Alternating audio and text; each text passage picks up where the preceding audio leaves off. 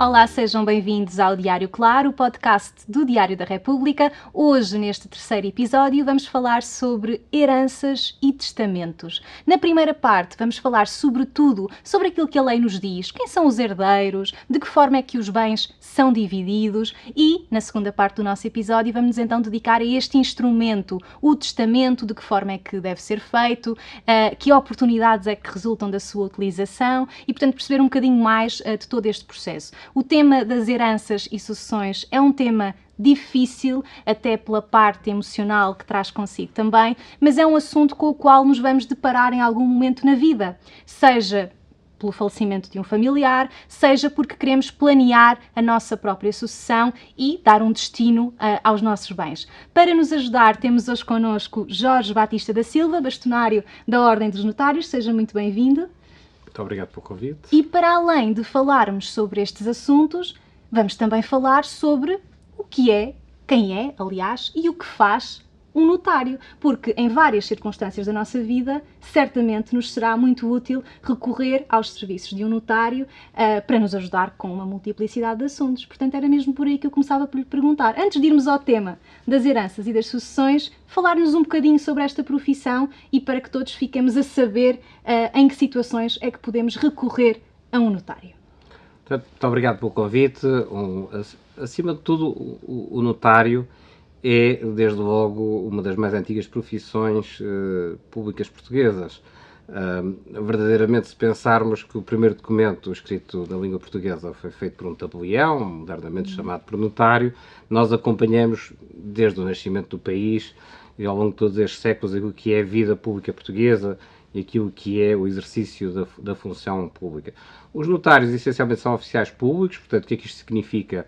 São pessoas em quem o Estado vai delegar poderes, que recruta através de um concurso público, e ainda hoje é assim, nós estamos sujeitos a um concurso público, portanto, a um exame, um pouco parecido com os magistrados, em que temos que ter uma licenciatura em Direito e depois, passando nesse exame, teremos a oportunidade de concorrer a ter uma licença para a abertura de um cartório notarial. Cartório notarial, muitas vezes há uma certa confusão, é o local onde nós atendemos os cidadãos. Notário é a pessoa que faz o atendimento e, portanto, o titular desse cartório.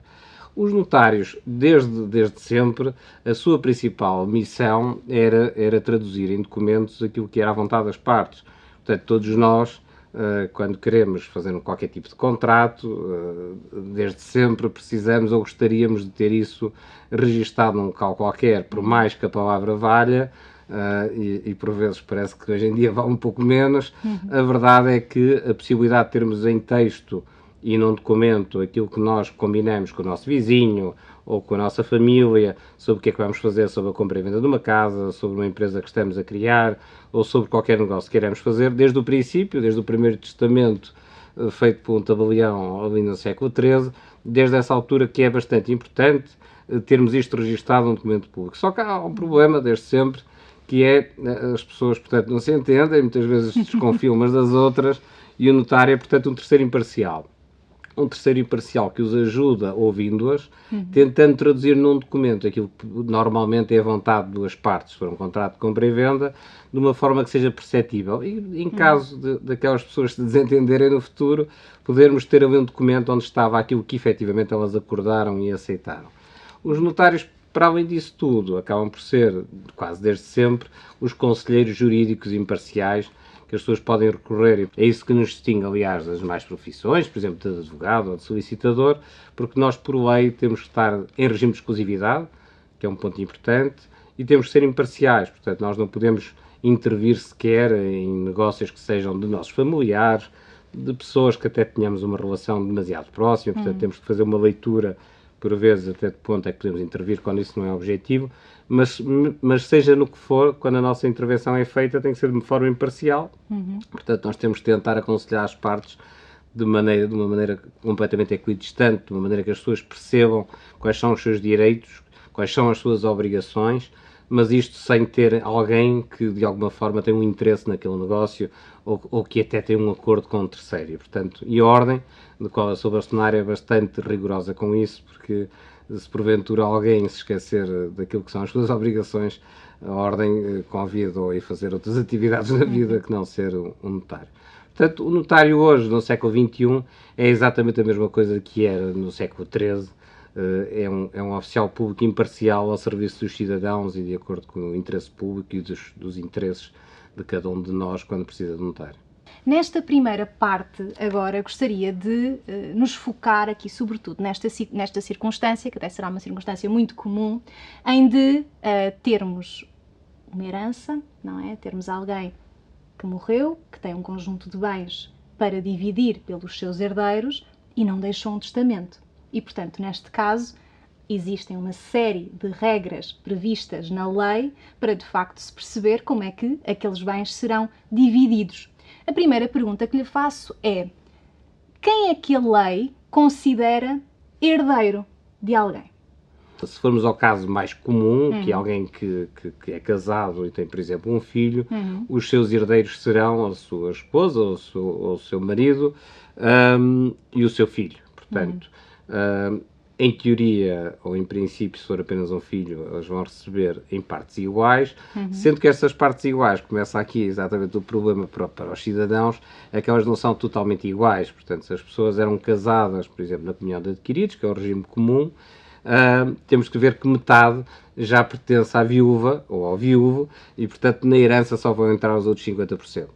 Portanto, dessa herança dos 50%, em teoria, não havendo testamento, será dividida, havendo apenas um filho, em partes iguais entre os dois. Depois as situações vão mudando conforme a realidade do próprio falecido.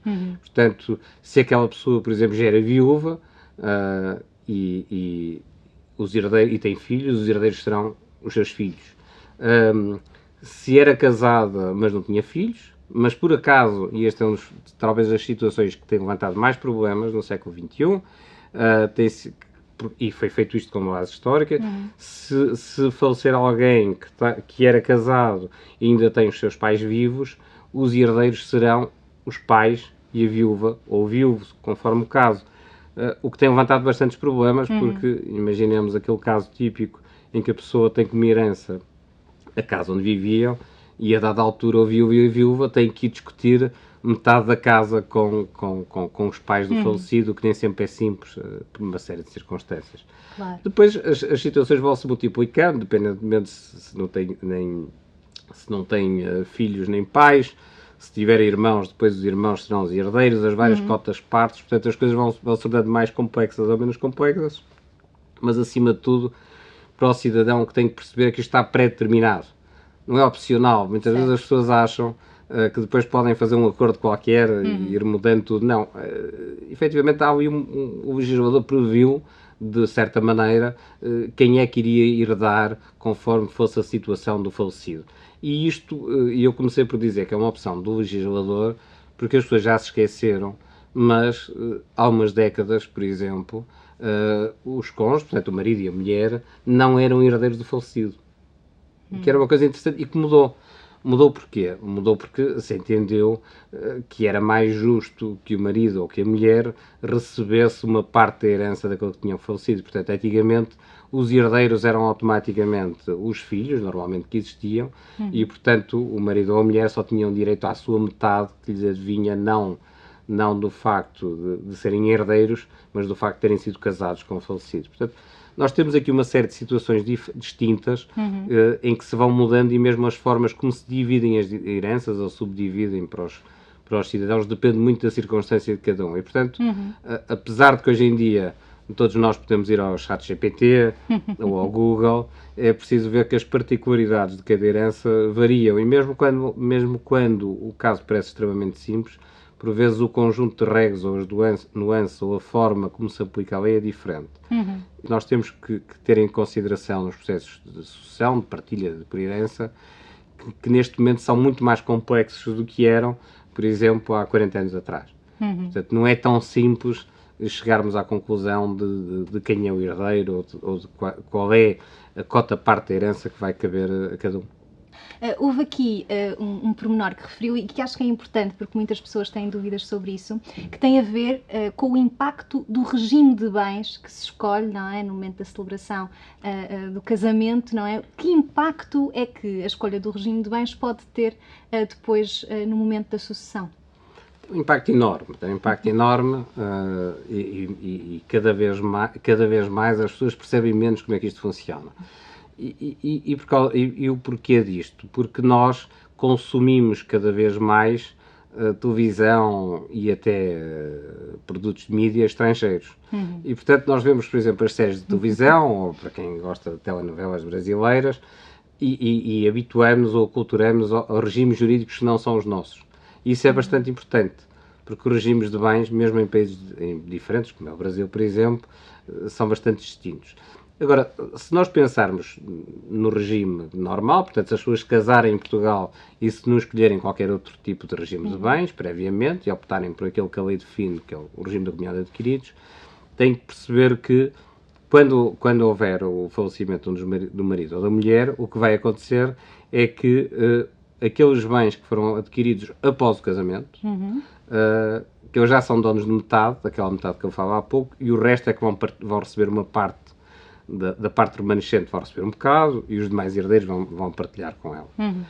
Se optarem, por exemplo, antes do casamento, por regime da separação de bens, o que vai acontecer é que, a não ser que a pessoa tenha ido, durante o casamento, à própria escritura de compra e venda da casa e tenha lá estado presente conjuntamente com o seu marido ou a sua mulher, que já faleceram, e forem coproprietários, se não for o caso, e se o marido ou a mulher foram sozinhos à escritura, ele falecendo, portanto, aquele bem, a metade já não vai ser do cônjuge que sobreviver, vai ser a totalidade do bem, vai ser para dividir com os herdeiros, e, portanto, o membro do casal vai receber muito menos do que receberia no regime da comunhão de adquiridos. Depois ainda temos o regime da comunhão geral de bens, que é o antigo regime que vigorava nas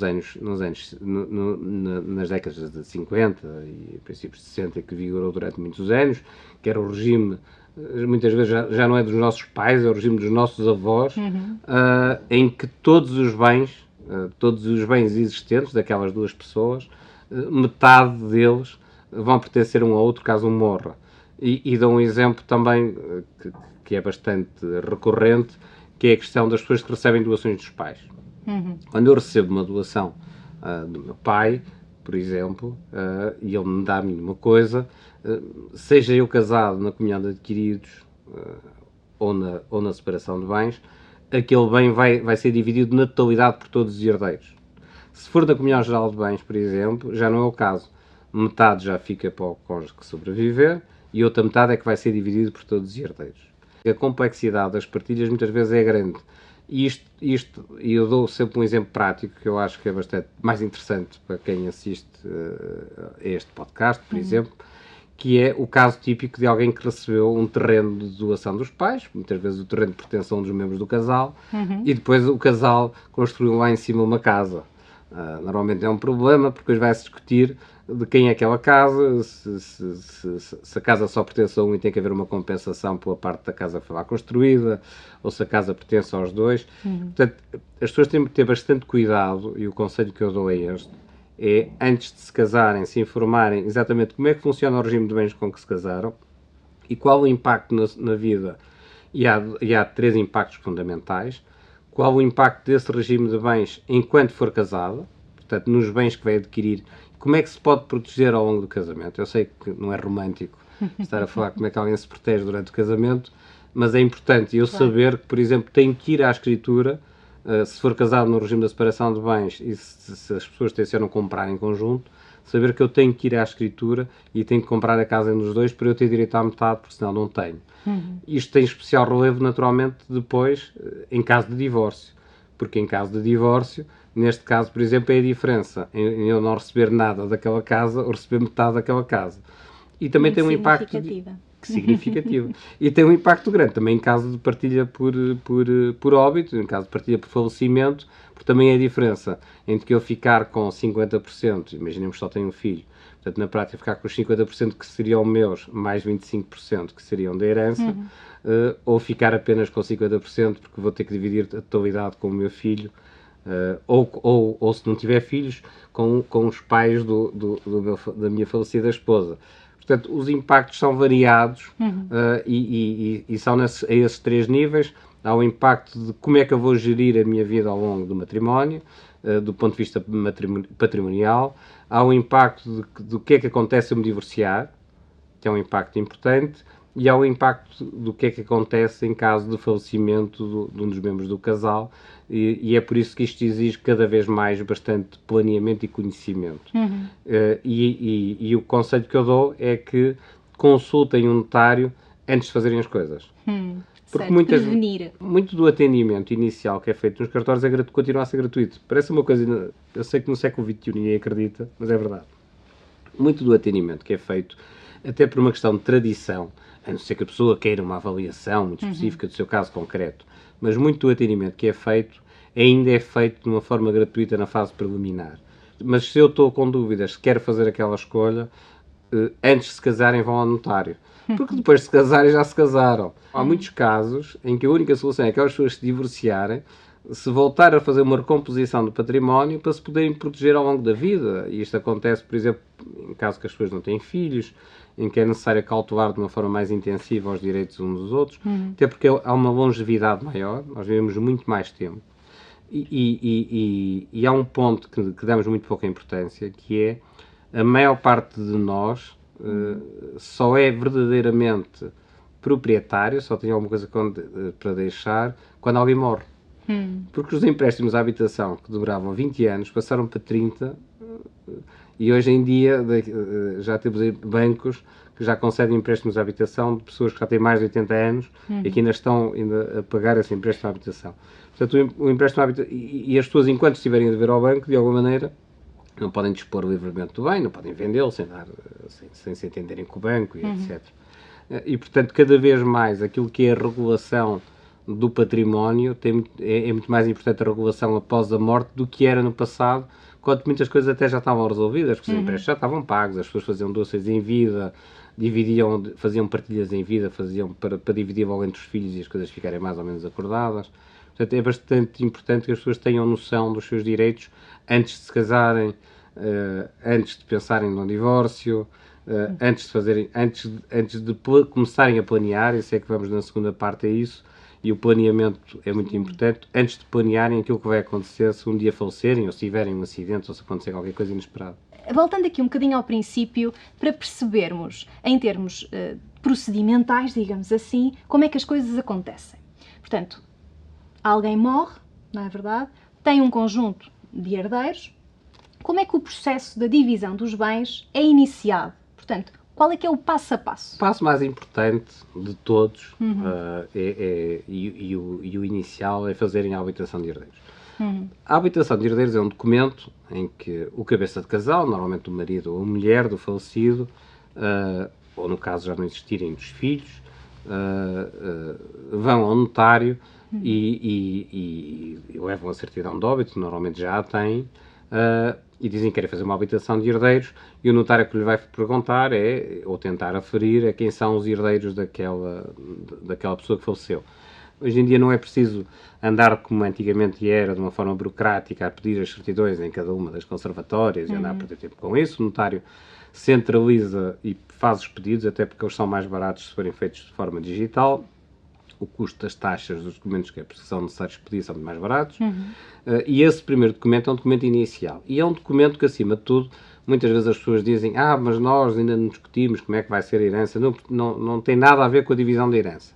É apenas um documento que vai dizer quem são os herdeiros. E esse documento é fundamental para se poder fazer a primeira gestão decorrente de uma morte de alguém. Portanto, é com aquele documento que podem ir ao banco obter documentação, é com aquele documento que vai ser necessário para pedirem informações, por exemplo, sobre a existência de contas bancárias. Muitas vezes as pessoas não sabem a totalidade das contas bancárias que existem. É aquele documento que permite, por exemplo, depois mais tarde fazer um relacionamento relativamente a alguma coisa que tenham arrendada.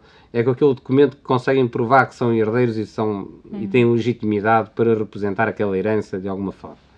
Esse é o ponto inicial. E depois tem a questão importante, que é, junto à autoridade tributária, mas que o notário também poderá aconselhar, que é da comunicação de falecimento da dita participação do óbito e que também tem que ser feita. Idealmente devem tratar disto nos primeiros 30 dias. Por uma série de razões, eu nunca gosto de vincular as pessoas aos prazos legais. Acho mais importante terem noção de que os primeiros 30 dias não precisam de ir na semana seguinte, nem no dia seguinte, podem estar perfeitamente tranquilos, a não ser que seja uma urgência, mas nos primeiros 30 dias devem fazê-lo. Devem fazê-lo para acautelar uma série de coisas, desde logo, se tiverem um problema qualquer, não terem que ir a correr tratar deste processo, que é um processo rápido, mas por vezes, e isto acontece mais, por exemplo, quando alguém faleceu já tinha uma idade bastante avançada, ou porque algum documento não está ainda desmaterializado e pode demorar um dia ou dois, ou pode haver, seja lá o que for, uma greve de serviços, no caso dos registros, que é quem tem o arquivo relativamente aos nascimentos e aos casamentos. Portanto, é importante que façam essa habilitação de herdeiros. Depois, a segunda questão é, e hoje em dia em Portugal as coisas estão bastante simplificadas e facilitadas, porque podem centralizar tudo mais uma vez no notário, ou se forem assessorados por um advogado, com o auxílio do advogado, se deslocarem ao cartório ou de um solicitador, e depois, junto do cartório, a coisa mais importante é o acordo entre as partes. Muitas vezes a solução para o problema jurídico, as pessoas não têm que se preocupar com ele. Eu vejo, por vezes, herdeiros que fazem discussões extraordinárias antes de chegar ao cartório sobre como é que vão fazer a partilha dos bens, o que é que diz a lei, o que é que não diz, que quantas partes é que são, mas eu, na verdade, o meu pai até me deu uma coisa em vida, mas eu não quero ficar com aquilo, o meu irmão quer... Tudo isto tem soluções jurídicas. Portanto, algumas podem ter maiores ou menores impactos fiscais, e esse também é um ponto importante, do aconselhamento que tem, mas o importante é o acordo. Ou seja, é as pessoas saberem exatamente como é que vão dividir aquela herança. E para chegarem a esse acordo, e isto é bastante importante, muito mais de como é que nós vamos fazer as coisas acontecerem a seguir, é não tentarem chegar a este acordo sem saberem exatamente quais são os seus direitos. Ou seja, nunca se deve iniciar uma discussão sobre uma partilha sem primeiramente ter a certeza de qual é a cota-parte da herança que tem direito, qual é a percentagem de herança, que direitos é que a pessoa tem. Se, por exemplo, o falecido fez um testamento com direito de usufruto, que direitos é que tem o usufrutuário, e, portanto, saberem que aquela pessoa não vai sair da casa, portanto, mesmo que queiram vender aquela casa, podem até vender um direito daquela casa, mas nunca a plenitude do imóvel, portanto, a herança não vai ser tão grande como pensavam. Um dos pontos principais é esse. E, portanto, de alguma forma começarem a obter informação, ir ao cartório é bastante importante para saberem quais são os seus direitos e depois fazerem uma listagem, que não precisa ser uma coisa exaustiva, daquilo que era o património do falecido. Depois temos dois caminhos distintos.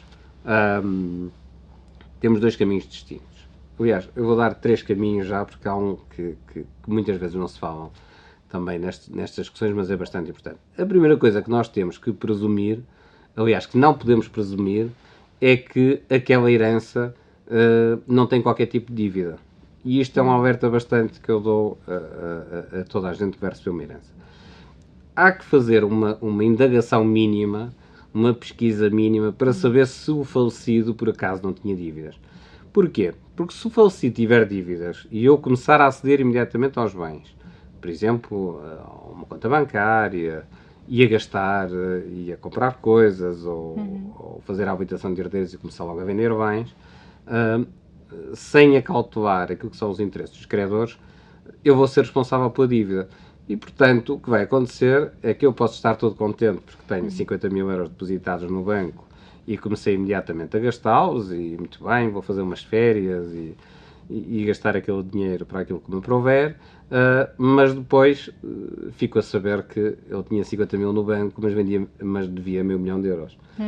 E, portanto, uma das coisas que as pessoas têm que ter noção é que têm que se acautelar de que aquela herança não tem dívidas, ou pelo menos que eu não tenho forma de saber nenhuma de que daquela herança não tem dívidas. Esse é o primeiro ponto. Se tiver dúvidas que a herança tem dívidas, elas podem na mesma aceitar a herança, também é uma informação que muitas vezes as pessoas não têm. Eu posso aceitar uma herança, mas chama-se aceitar uma herança a benefício e inventário. Resumidamente, é requerer um processo, que pode ser requerido junto de um cartório ou junto do tribunal, em que eu digo assim, eu vou aceitar esta herança, mas vamos lá fazer contas e saber que ativo é que existe, que bens é que existem, que dívidas é que tenho, e eu depois logo decido se quero aceitar a herança ou não. Isto é bastante importante.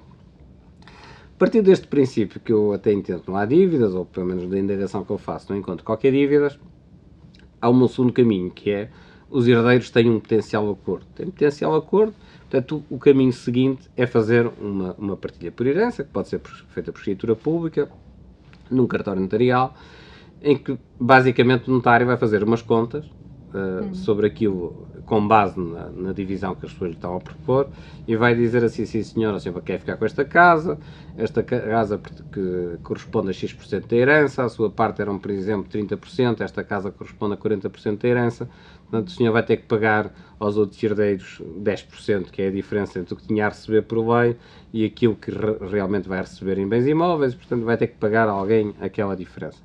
Portanto, o notário vai fazer um conjunto de contas, um conjunto de operações, vai também calcular aquilo que são o impacto fiscal daquela herança, porque apesar da legislação portuguesa até ser das mais simpáticas da Europa do ponto de vista fiscal, e por vezes o nosso país, todos nós nos queixamos de pagar muitos impostos, mas verdadeiramente em Portugal é um dos países ainda do mundo onde se paga menos impostos nas heranças. Os descendentes e os ascendentes, e para desmistificar isto, é um conceito jurídico que muitas vezes as pessoas têm dificuldade, mas é fácil de saberem, descendentes serão todos aqueles que vêm a seguir ao morto, portanto, os filhos, os netos, por aí fora, ascendentes, os pais, os avós, esses aí estão isentos do imposto sucessório. Portanto, na verdade, eles vão pagar 0 de imposto sucessório, e depois só se receberem bens imóveis é que vão pagar ali uma percentagem pequena de 0,8 sobre aquilo que será o valor do excedente, e depois ainda podem declarar se será para a habitação própria permanente ou não. Se por acaso não forem descendentes nem ascendentes, se for, por exemplo, um irmão, se for um tio, um sobrinho, aí terão que pagar 10% sobre o valor da herança. O que é uma verba considerável, e também devem-se acautelar, quando vão receber um bem, que depois vão conseguir pagar aquele imposto. Mas, partindo do princípio que estamos todos de acordo, o passo é fazer uma escritura de partilha. Nessa escritura de partilha, os documentos que não existirem, o notário vai pedi-los, vai requisitá-los. Eventualmente, os únicos documentos que por vezes as pessoas lhes são pedidas para irem buscar é o alvará de jazigos, que é aquele documento que prova que é o dono de um determinado jazigo, ou algum documento que tenha a ver com uma conta bancária. Depois a pessoa vai fazer uma escritura de partilha, que é um contrato, que é um contrato como outro qualquer, onde vai ser dito exatamente aquilo que vai receber, e se tiver a pagar alguma coisa aos herdeiros, o que é que tem de pagar. E depois o notário trata de fazer os registros prediais, se existirem, ou qualquer outro tipo de registro, e portanto o processo é relativamente simples. E fecha. E depois o notário comunica às finanças aquela partilha que fizemos, e se houver alguma coisa a pagar do ponto de vista fiscal, o fisco vai-nos mandar uma carta simpática e vamos ter que fazer um pagamento. E, portanto, o processo é relativamente simples e já não obriga a burocracia toda inerente e antiga daquilo que existia. Depois há a terceira hipótese, a pior de todas, a que ninguém gosta, seja motivada pelas tais dívidas que eu disse, seja motivada pelo facto das pessoas não se entenderem, que é termos que fazer um processo de inventário. Os processos de inventário têm natureza judicial, apesar de poderem ser feitos em alguns cartórios notariais, portanto a pessoa pode se informar se o cartório mais perto de si ou se um cartório pode tratar daquele processo de inventário, ou se não terão que recorrer a um tribunal. E aí, esses processos de inventário são processos sempre, como as pessoas todas já viram, bastante interessantes, porque, mais uma vez, o que nós vamos discutir é uma partilha de bens, mas muitas vezes esses processos de inventário resultam mais do facto das pessoas não se entenderem emocionalmente. Um dos problemas das partilhas ou das sucessões de heranças são muito mais motivados por desacordos pessoais, e discutem-se muito mais aquilo que foi o relacionamento das pessoas ao longo da vida do que propriamente as divisões de bens. Até porque muitas vezes, como eu disse, as regras são relativamente claras sobre o que é que fica para cada um. Nesse processo de inventário, o que vai acontecer é que tem um processo em que são declarados quem são os herdeiros, que normalmente é um processo simples, que se podia fazer com a tal habilitação de herdeiros. Portanto, o processo começa com essa definição de quem são os herdeiros. Depois, seguidamente, o cabeça de casal vai ser chamado a dizer qual é a listagem dos bens. E depois os herdeiros podem reclamar dessa listagem de bens, dizendo, por exemplo, que há mais bens para além do que eles foram declarados, ou que um determinado bem, por exemplo, já foi vendido e já não pertencia ao falecido, seja o que for. Depois o processo traz suas nuances, suas reclamações, o que seja, e depois podem ainda reclamar quanto ao valor atribuído aos bens, dizendo que o bem vale mais ou que vale menos. Podem pedir peritagens, terceiros imparciais, avaliadores, que dizem que se uma casa vale 10 ou vale 5. E depois tem um processo normal de licitações, em que cada um dos herdeiros diz quanto é que oferece pelo imóvel ou pelo bem. O bem vai ficar para quem oferecer mais, os outros receberão dinheiro correspondentemente à sua parte, ou se ninguém se atender a esse bem, em último caso pode ser vendido para fora, um terceiro, e depois todos os herdeiros o que vão receber é dinheiro. Portanto, os caminhos essencialmente são três. Dois deles têm a ver sobre se há acordo ou não há acordo. Se há acordo, vai-se ao notário e faz-se uma partilha, é um processo muito simples. Se não há acordo, vai-se a um tribunal e tem-se um processo mais chato, normalmente acompanhado de advogados, em que se vai andar a discutir tudo aquilo que é a herança. E falou aqui destas 3 vias, portanto, esta terceira via, que obriga aqui um recurso aos tribunais, portanto, é aquela que demorará consideravelmente até estar o processo fechado. As pessoas têm que perceber que é um processo litigioso, em que as pessoas reclamam, e nada que é litigioso é rápido. E quanto mais litigiosidade temos, mais lento será, porque as pessoas vão discutir. Quer dizer, se eu pedir uma peritagem, depois eu reclamar da peritagem, uma avaliação, temos que fazer venda, notificar os herdeiros todos, chamá-los, eles entenderem-se, acordos, mapas de partilha, há toda uma burocracia interna do processo, que vai levar sempre, no mínimo dos mínimos, a 2 anos.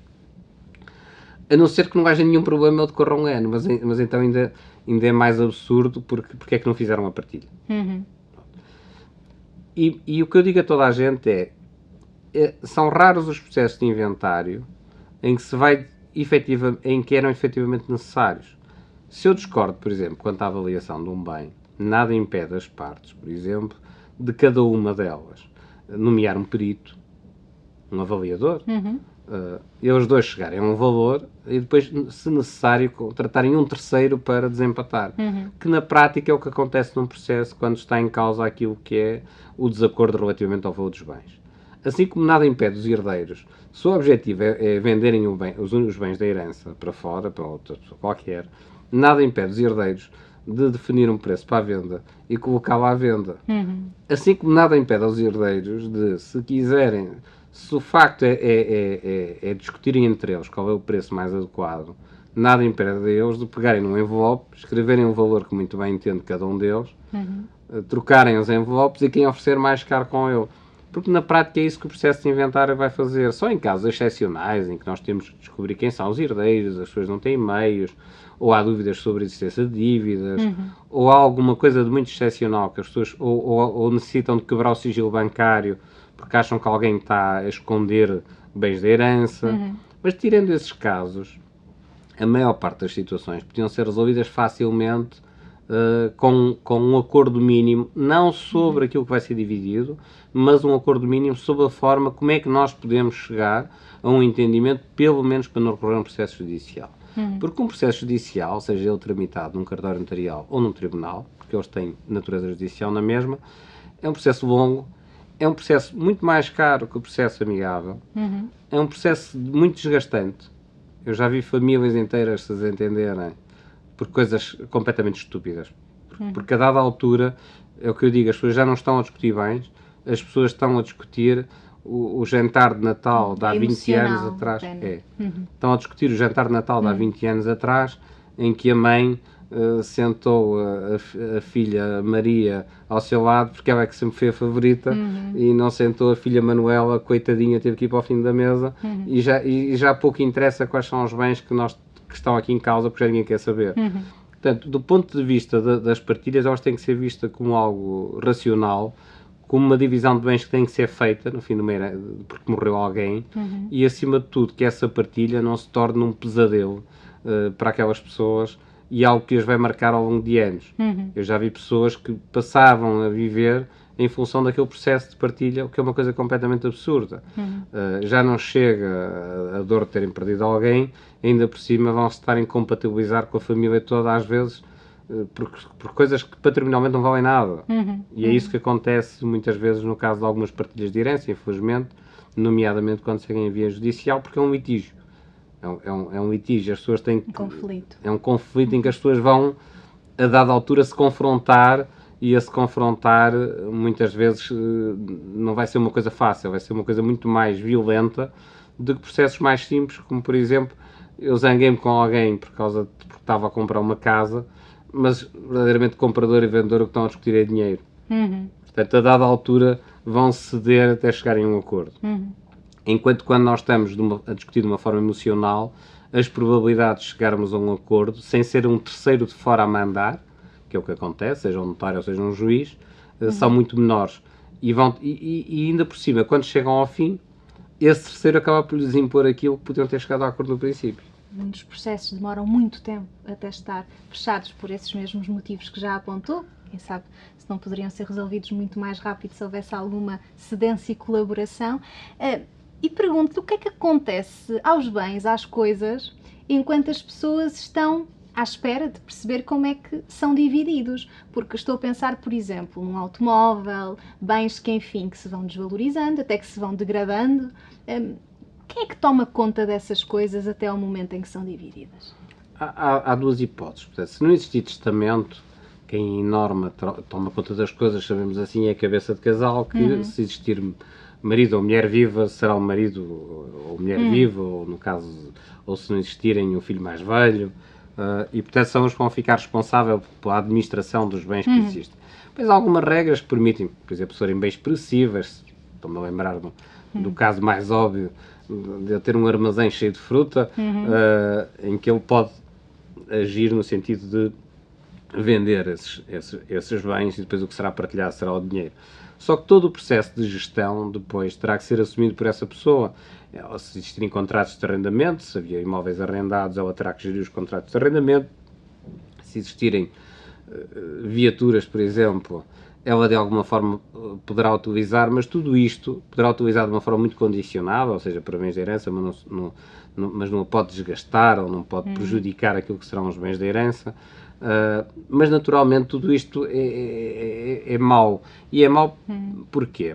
Porque normalmente os bens, principalmente os bens móveis, as viaturas, etc., elas vão desvalorizar bastante. A maior parte dos processos de inventário, com exceção dos bens imóveis, dos valores que estiverem depositados no banco, e eventualmente bens como peças de ouro, até porque o ouro tem subido nos últimos anos, a sua tendência ou será a subir, ou pelo menos será a estabilizar-se do ponto de vista de preço. Portanto, isso não terá um grande impacto. Tem impacto, por vezes, nos imóveis, com a degradação dos imóveis. Todos nós vemos nas cidades imóveis completamente fechados à espera que aquele processo de inventário se resolva, porque muitas vezes as pessoas nem sequer arrendam os imóveis, ficam anos à espera dessa solução. Portanto, por vezes há uma degradação dos bens e, portanto, no fim o que nós temos para partilhar é muito menos. Portanto, as pessoas andaram-se a matar durante anos para, no fim, terem menos para partilhar do que quando começaram. E, por outro lado, a gestão desses bens é muito menos eficiente, porque o gestor está muito condicionado àquilo que pode fazer. Eu dou um exemplo também prático. Imaginemos alguém que tinha na herança um hotel, um pequeno hotel, uma residencial, com menos de quartos. Os investimentos que a pessoa vai poder fazer naquele bem são muito menores. Eu não vou poder fazer uma renovação, posso de alguma maneira fazer a manutenção, porque isso está incluído, são as chamadas despesas ordinárias, posso continuar a gastar dinheiro se a herança tiver dinheiro para isso, pois é esse o problema, essa herança tem ou não liquidez para fazer esses pagamentos, e se o cabeça de casal, por vezes, uns estão até dispostos a pagar do seu bolso para que os bens não se degradam ou não, mas como podem ver pelas cidades, muitas vezes o que acontece é uma degradação total desses bens e uma diminuição do valor da herança. Por isso é que é muito mais compensador as pessoas chegarem a acordo, nem que sejam esses acordos em que verdadeiramente não há acordo. O que se utilizam é mecanismos iguais aos que vão ser utilizados pelo Tribunal. Eu fazer licitações em carta fechada ou recorrer a avaliadores externos são soluções muito mais racionais e economicamente mais vantajosas do que o processo judicial em si. Muito obrigada por assistir a esta conversa. Este episódio tem uma segunda parte sobre testamentos. Vamos perceber como é que funciona o planeamento da nossa sucessão. Fique connosco, até já!